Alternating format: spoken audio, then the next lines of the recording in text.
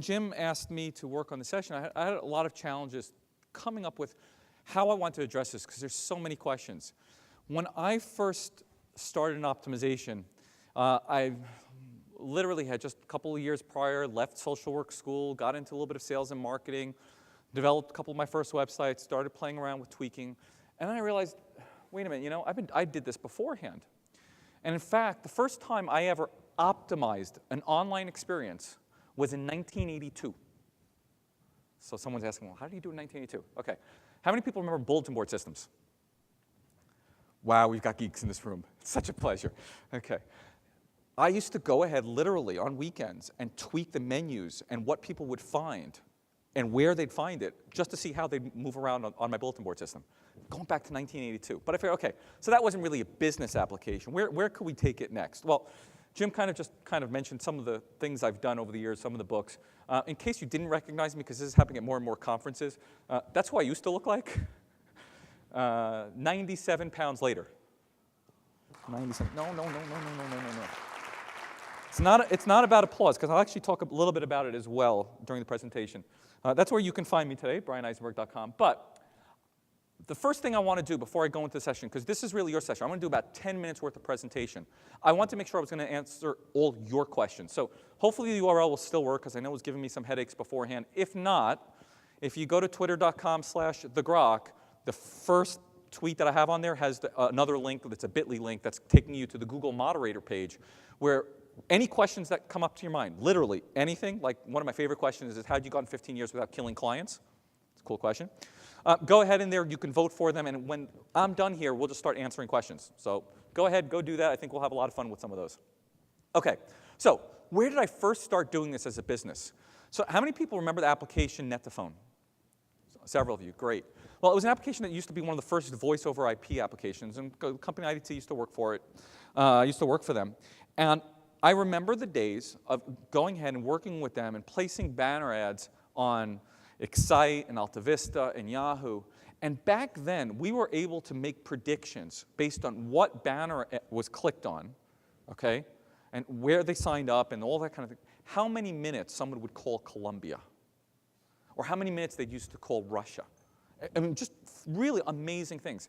And I realized, before I got into web optimization, this is a company that from the top down understood they needed to collect the data. So in their application, right, in Net2Phone itself, there were hooks to know the source, the medium, the keyword, the banner creative, everything was in there. And so I came to the web and I said, wow, this should be easy. If I have all this kind of great data, I can do so much. So Jeffrey and I started Future Now 1998 because we thought that we could create a business out of helping people optimize their conversion rates. Now, how many of you are online marketing in 1998? Raise your hand. Okay, Jim will know. How many people cared about conversion rates in 1998? That would have been you and Jeff. But yeah, pretty much. Okay, it was about the sock puppet, the new economy, just all these new businesses. Kind of reminds me of the social media craze of today. Okay, where everyone has a new business model and they're going to make a fortune. There has to be revenue attached. We said it back then, the emperor has no clothes. C-L-O-S-E. Right? It has to be about revenue, and people didn't get that. And so I see this kind of repeating itself today. But I want to bring you back to a little story, and hopefully this will kind of put into perspective. So Jason Cement was our first guinea pig client. He was willing to actually pay us, which was nice. Beforehand, we tinkered around, we tested, and we experimented with stuff. But this was Jason's website in late 1998. And we started tweaking some things. If some of you saw my 21 Secret session, you know we had a unique value proposition. We explained how to get started. We gave him all these details. And at the same time, he was competing with a company called ENews. Does anyone remember the stories about ENews? These guys raised like $100 million to sell magazine subscriptions online. That's $100 million wasted, okay? Anyway, Jason, all he did is he learned how to optimize to the point where he got crazy about it.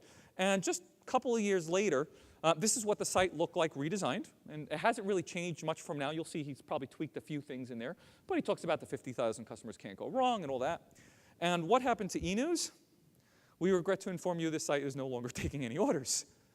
So no matter how much we invested in traffic, no matter how much they invested in new ideas and new novel ways to bring in traffic, whether it would have been social media, anything, it never works. Because at the end, if you don't focus in on the bottom line, bottom-up experiences and create a better experience, you can't succeed. And so I've seen this movie before. I know Jim Nova and I always used to kid about this. We've seen this movies before. He's seen it in cable. He's seen it in all the different things when he did it at HSN. And I've seen it on the web. And we're approaching that era again, where people are forgetting that optimization really matters. I was really excited when Google finally started giving out analytics for free, when they started giving Website Optimizer for free. And people tell me, so is 2010 the year of conversion? And I'm like, no. It could have been, but everyone got hooked on social media again. So just watch this. Because at the end of it, the battle that we're always facing is the same exact question that has started from the beginning of time of advertising, right? I know that half my dollars are wasted, just don't know which half, right? Isn't that what we're trying to figure out? How we can make our dollars more effective. So the concept is real simple. It's about trimming the fat. So that's me almost a year and a half ago with Avinash.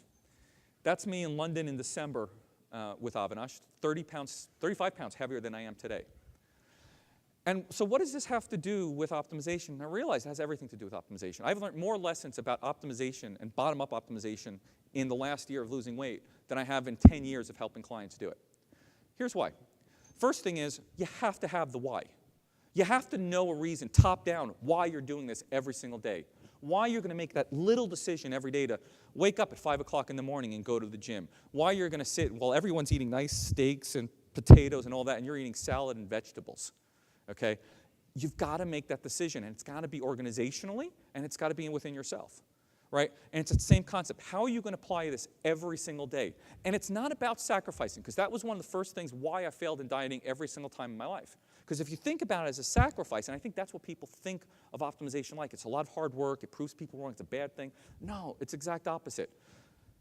If you think about optimization from the point of view of Edward Deming, what he talked about, total quality management, that's the Kaizen, that's what we all talk about. He said it, improving the quality will reduce expenses, which is what we're all trying to do, while increasing productivity and market share.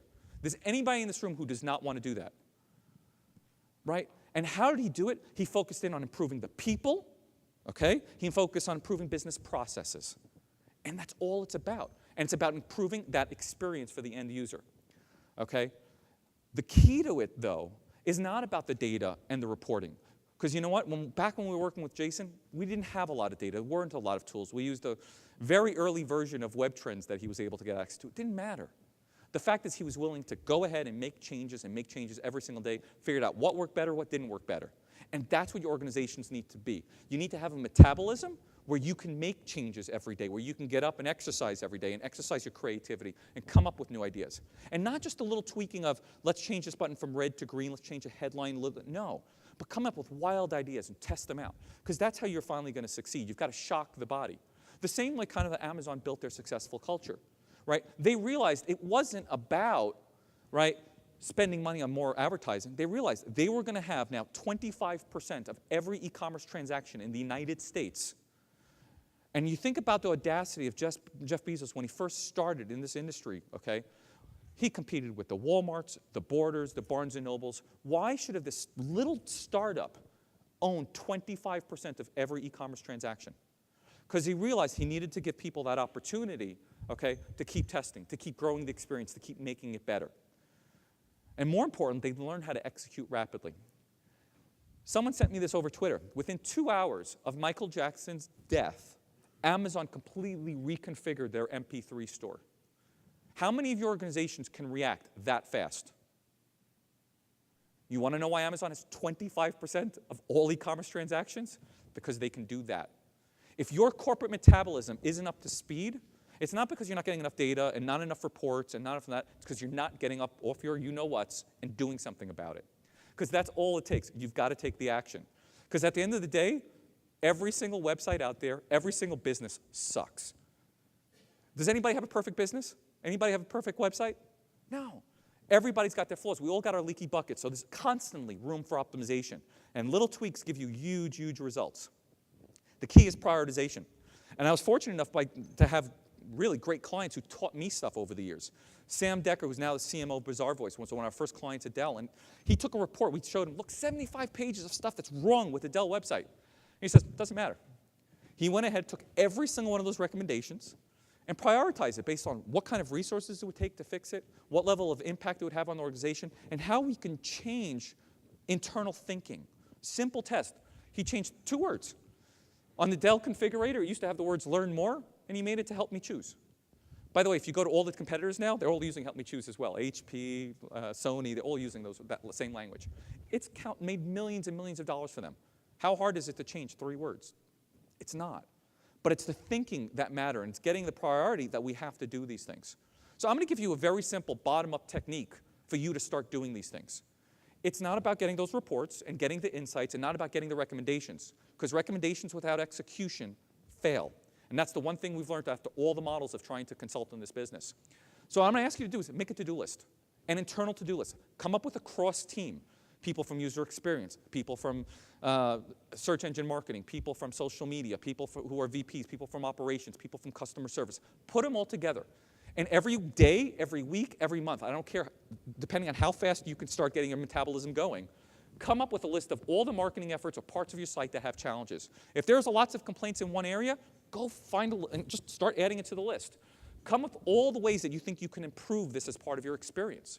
Then go ahead and figure out, what else can we test? Maybe we saw this cool technique on e-bags I talked about during my conversion conference keynote this morning, right, with their steal of the day. Maybe we can do something like that. Great, come up with it.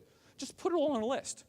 And get together with that team and start making a prioritization, okay, and we'll talk about it, of what efforts we should do more of, what efforts we should do less of. And then just keep checking it off. Every day, every week, just do things. Move the needle. Okay? There's only one thing that works is set it and forget it, and that's the Ronco grill. Okay? It doesn't work any other way. Businesses need to move, and we need to change. Okay? And interestingly enough, when I wrote Always Be Testing, my friend Sean D'Souza, who's a brilliant marketer, brilliant cartoonist as well, sent me this picture. Draw this cartoon for me. And he said, the unexpected hazards of testing. And like, he sent me 4 or 5 of them, and I loved them all. And I asked Sean, I said, what the heck is this? I couldn't understand it. And he says, well, testing is a lot like spicy food. That was his response. And I wrote back, huh? And he said, well, think about it. You ever have spicy food? You like spicy food? Yeah. So remember the first time you tried spicy food, or maybe one of your kids tried spicy food, and they put it in their mouth and they're like, oh, that hurts? And then they go back and try a little bit more? Well, that's what optimization is all about. It gets addictive. Once you start getting that high and you get over that initial pain of the first steps of optimization, it becomes fun. The same way when I first started working out when I was 277 pounds, walking 5 blocks was a lot of effort. Of course, we all have a lot of fat in our organizations. Our organizations suck. Today's corporate structures suck, period. They need to change, okay? We can only do whatever part we can. So, you got to get addicted. What I want to do now, very quickly, is go to some of the really cool questions that people have asked. If you can pull up that page while we switch. There we go. So, here are some of the questions. Hopefully you've added some, but let's go through some of these. How can you merge metrics? Oh, yeah, this is, can we go to presentation view? There's a little link on there right in the middle. There we go. Okay, how can you merge metrics from Twitter and Facebook, and what about LinkedIn metrics for our website SEO? That became the most popular question. I wonder if it was SEO spammers doing that. I don't know. That's an interesting one.